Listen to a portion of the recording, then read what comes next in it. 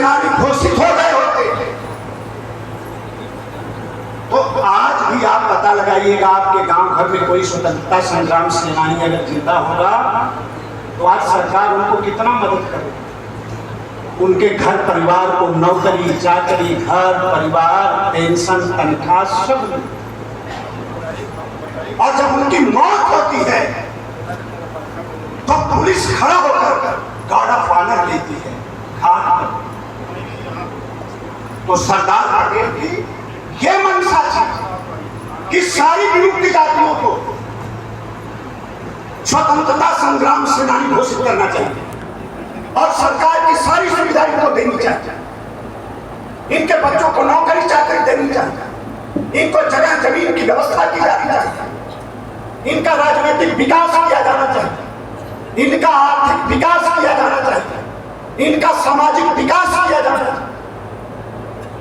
लेकिन पंडित जवाहरलाल नेहरू ने सबसे ज्यादा, अगर इस धरती पर कोई बेईमान और आपका दुश्मन है तो उसका नाम पंडित जवाहरलाल नेहरू है। पंडित जवाहरलाल नेहरू और कांग्रेस पार्टी,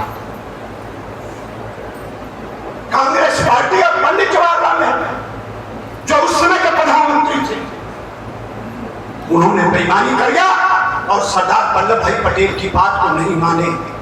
और उसी का परिणाम है कि आज हमारा ये परिवार दर बदर की ठोकर खाने पर मजबूर है। आज भी हम आर्थिक आजादी के लिए संघर्ष कर रहे हैं, आज भी हम सामाजिक आजादी के लिए संघर्ष कर रहे हैं, आज भी हम राजनीतिक आजादी के लिए संघर्ष कर रहे हैं। आप अगर कोई सबसे बड़ा दुश्मन है तो कांग्रेस पार्टी, आपका अगर कोई सबसे बड़ा दुश्मन है तो जवाहरलाल नेहरू। इस बात को कभी आप मत भूलना।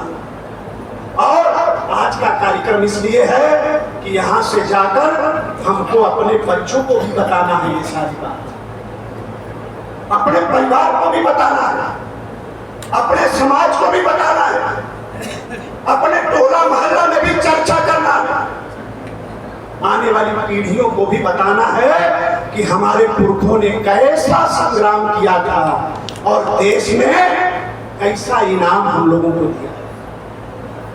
ये बताना पड़ेगा कि नहीं बताना। और वो बेईमान जब देश की जनता सबक सिखा देती है, जब आज पैर के नीचे से राजनीति की जमीन खिसक गई तो आज उनको पिछड़ा दिखाई दे रहा है, आज उनको दलित दिखाई दे रहा है। तो आज कहते हैं कि जाति जनगणना होनी चाहिए। तो मैं तो मंच से कहना चाहता हूं, भारतीय जनता पार्टी कभी जाति जनगणना का विरोध नहीं करती। भारतीय जनता पार्टी ने जाति जनगणना का कभी विरोध नहीं किया। जब समय आएगा तो हमारे प्रधानमंत्री जी निर्णय लेंगे और तब देखिए ये क्या करेंगे। लेकिन वो बात को छोड़, हमारे राजभर समाज के लोग बैठे, मैं उनसे कहना चाहता हूं, हमारे निषाद समाज के लोग भी बैठे, हमारे चौहान समाज के लोग भी बैठे। आप 31 अगस्त 1952 से लेकर और फिर 1980 के बाद जो 80-90 का जो दशक है, जब भूतनाथ राजभर जी जब विधायक बने तो देश आजाद होने से लेकर वहां तक आप एकदम से ये सारे समाज के लोग ऐसे गिने चुने। हमें लग रहा है कि लालजी चौहान जी सैदपुर से विधायक, ठाकुर जी मान लीजिए पहली बार हुए कि हम भी विधायक बन सकते, हम भी सांसद बन सकते, हम भी मंत्री बन सकते। 1980 के पहले तो हम ये सोच भी नहीं सकते। 1980 के बाद धीरे धीरे राजनीतिक चेतना शुरू।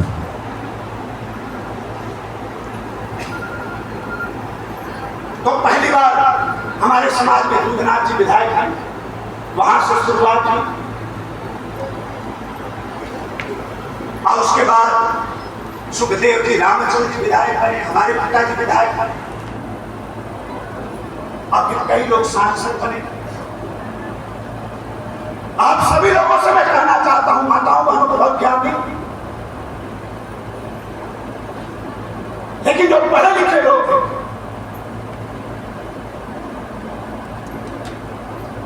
हम जान रहे हैं फेसबुक पर क्या चलता है। लोग आरक्षण की बात करते हैं, आरक्षण नहीं मिला, आरक्षण तो मिला है,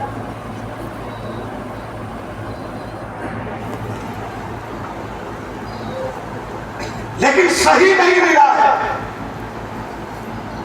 पिछड़े वर्ग का आरक्षण तो है ना हमारे पास। ये मत कहिए कि आरक्षण में संशोधन करने का विषय उठाइए।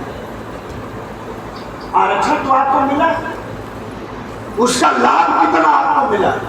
सवाल यह है, जब 80 के दशक में इस देश के अंदर जब बीपी सिंह की सरकार बनी और बार बार मैं कहता हूं कि देश के अंदर कांग्रेस पार्टी हमारी सबसे बड़ी दुश्मन है, और देश प्रदेश के अंदर जो भी कांग्रेस का समर्थन करता होगा, चाहे कोई व्यक्ति हो चाहे कोई पार्टी हो, वो भी हमारी सबसे बड़ी दुश्मन है। काका केलकर की रिपोर्ट से उठाकर देखिए और आ जाइए मंडल कमीशन से। जब बीपी सिंह की सरकार बनी, हम स्वागत करना चाहते हैं उनका। जब देश में मंडल कमीशन उन्होंने लागू किया तो 1989 में उत्तर प्रदेश के अंदर किसकी सरकार थी? जरा बोलिए कोई आदमी, बताओ मनो को नहीं पता, पता है? मुलायम सिंह की सरकार थी। जब देश में मंडल कमीशन लागू हुआ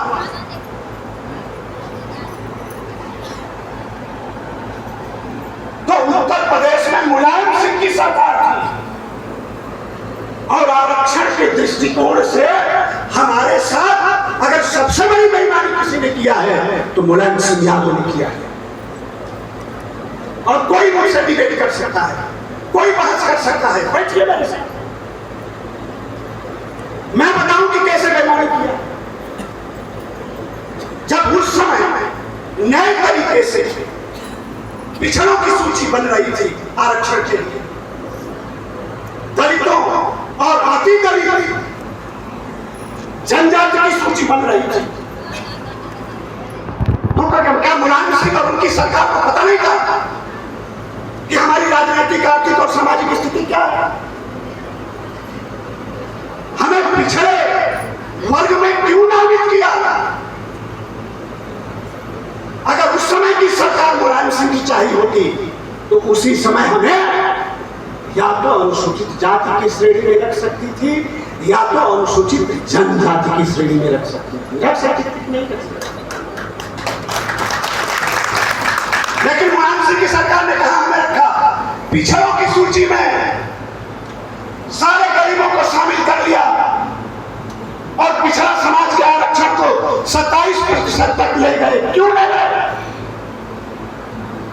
क्योंकि हमारा और आपका भी हिस्सा मार के उनको खाना था।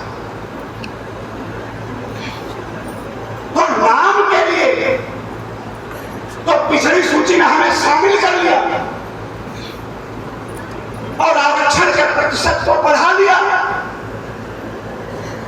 लेकिन बखरा हिस्सा देने की बात आई तो हमें खाने बिना छोड़ दिया और हमारा भी हिस्सा आरक्षण की सारी मलाई मारकर मुलायम सिंह और उनके परिवार के लोग आगे बढ़ गए कि